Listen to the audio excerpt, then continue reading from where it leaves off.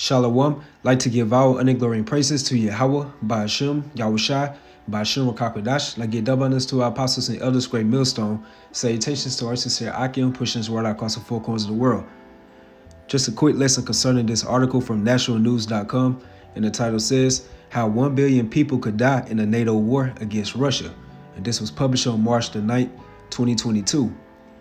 Harry J. Kazianis, Director of Defense Studies at the Center for the National Interest, has been conducting Russia-Ukraine war simulations with senior U.S. government officials since 2019. In the 2019 simulation, the group simulated the escalation of a NATO-Russian war that could go nuclear and kill over 1 billion people. So if you are spiritually observing the times that we are in, you can see what's going on in the Russia-Ukrainian war, and that's considered as a ground war. But it's going to be intensified into a nuclear war. Thus say Yahweh Ba'ashem Yahushai via the Holy Scriptures. Let's get that right quick. In Ecclesiastes, the 3rd chapter, start at verse 1. To everything there's a season and a time to every purpose under the heaven. So we already know by default, Yahweh Ba'ashem Yahushai works in balance. You have the good, you have the bad. You have the light, you have the darkness. So let's see what times that we are in now, because it's a time for everything under the heaven. A time to love and a time to hate. So we are definitely not in the time of love, because pursuant to Matthew 24 chapter, Yahushua told his disciples before his second return, you're going to see the love of many being waxed cold on this earth. So that's why we are seeing in today's time, people are growing into a more colder, demonic, bitter spirit. So we are definitely not in the time of love. So it says in the time to hate. So those are the times that we are in. It's some hateful times, because look at the drastic measures is being placed upon this earth due to the heads of Esau, Edom. So they are enforcing these unlawful decrees upon the people, and these people are becoming more hateful and bitter. And it says a time of war and a time of peace. So you can scratch off a time of peace, because we are not in those times. That's going to be implemented when Yahushua comes back, as it says that he's going to come with healing in his wings. But before he brings that healing, he's going to bring destruction at first. So right now we're in a time of war. So as you can see in today's time, it's all type of wars happening amongst the earth, whether it be gang wars, class wars, and as you're seeing with the Russian-Ukrainian war, which is going to soon involve all these other nations, and it's going to be escalated into a nuclear war. So those are the times that we are in, a time of war. And this type of war, as it says in this article, is going to be a nuclear war, which takes me to Isaiah 9:5. For every battle of the warrior is with confused noise and garments rolled in blood. So you watch shows like Spartacus, the Vikings, movies like 300, Gladiator, Troy. When they went to war, you heard those clashing sounds with the swords, the spears, the shields, the bucklers, even the war cries. The ground would be shaken due to all the battle men upon that land. So it says, for every battle of the warrior is with confused noise and garments rolled in blood. But this, referring to today's time, should be with burning and fear of fire. And that goes into nuclear fire. As we just read from this article right here, how 1 billion people could die in a NATO war against Russia.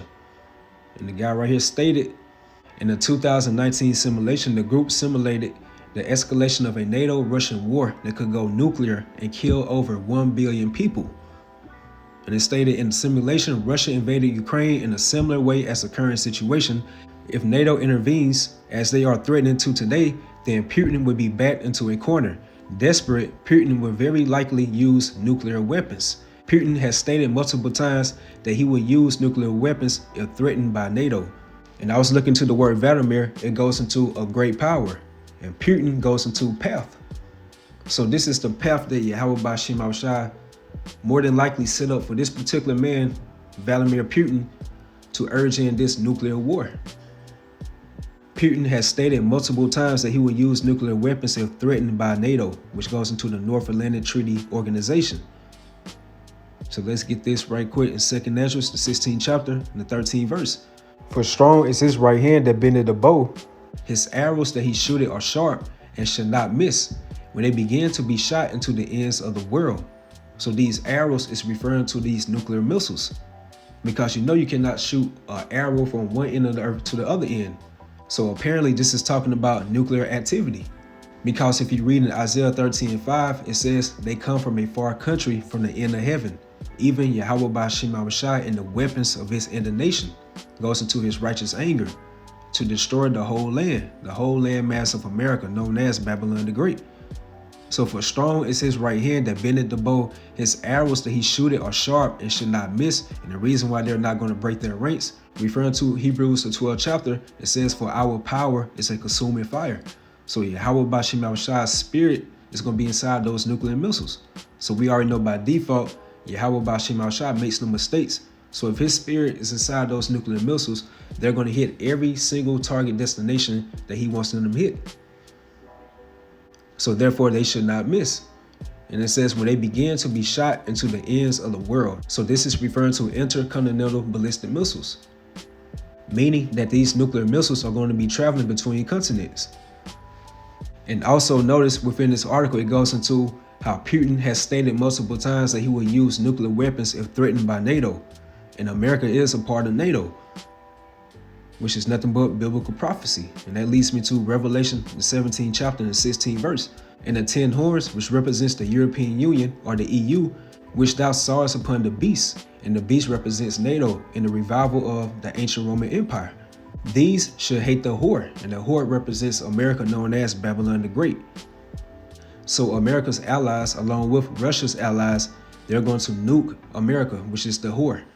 And it says, and shall make her desolate and naked, and shall eat her flesh and burn her with fire. And that links up with Isaiah the 14th chapter in the 23rd verse, how the Most High stated, and I will sweep it with the besom of destruction, going to how these nuclear missiles are going to be like a sweeping agent, or that destroying wind mentioned in the book of Jeremiah. And it's going to lay the whole landmass of America desolate. In the aftermath of this nuclear war, America will be the newest and the greatest, biggest desert ever. And going back to this article title again, it stated how 1 billion people could die in a NATO war against Russia. So that shows you the escalation that's going on with the Russian-Ukrainian war is going to be intensified into a nuclear war, and that's going to involve all these world nations. And the results from that nuclear war, referring to World War III, is going to be a lot of people dying, which leads me to Isaiah 34:1. And it says, come near, ye nations, to hear and hearken, ye people.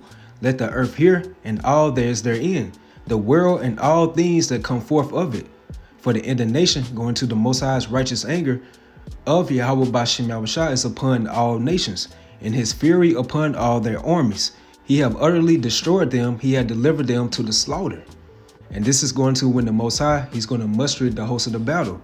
And he's going to lead all these nations unto the valley of Jehoshaphat, or the valley of Yahweh Shaphat, which means the Most High's judgment. Verse 3, their slain also should be cast out, and their stink should come up out of their carcasses, and the mountains should be melted with their blood.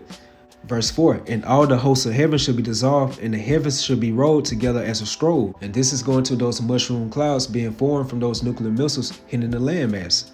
And it says, and all their hosts shall fall down, and the leaf falleth off from the vine, and as a fallen fig from the fig tree. Verse 5, for my sword, going to these nuclear missiles, should be bathed in heaven. Behold, it shall come down upon Idumea, and that's the Greek way of saying the Edomites, and upon the people my curse to judgment.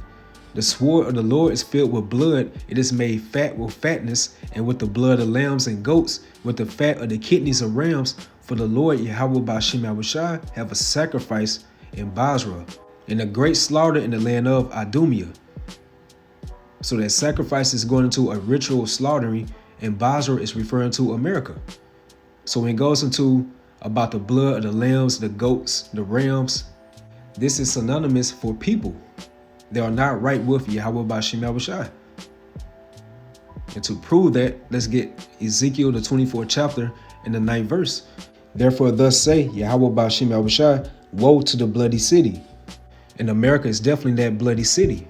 Just look how bloodthirsty and savage and ferocious this place really is. Look how this country has been so-called established. It was established by blood.